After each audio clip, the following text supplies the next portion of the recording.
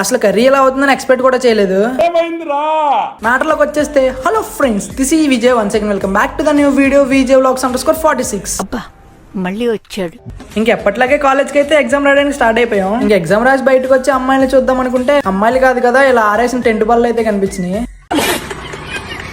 Matter తెలుసుకుందామని పక్క తిరిగి మా ఫ్రెండ్స్ గారిని అడిగితే ఇంకా రేపొద్దున ఏదో ఓరియంటేషన్ ప్రోగ్రామ్ ఉందని చెప్పారు. ఇంకా అవేం చూస్తాంలే అని మా బ్యాచులర్ బాయ్స్ అందరూ కలిసి రూమ్కి వెళ్ళి చికెన్ కర్రీ వండుకుందామని ప్లాన్ వేసాం. ఈ రోజు ఇంకా చికెన్ కర్రీ చేసేది మనమే అనమాట.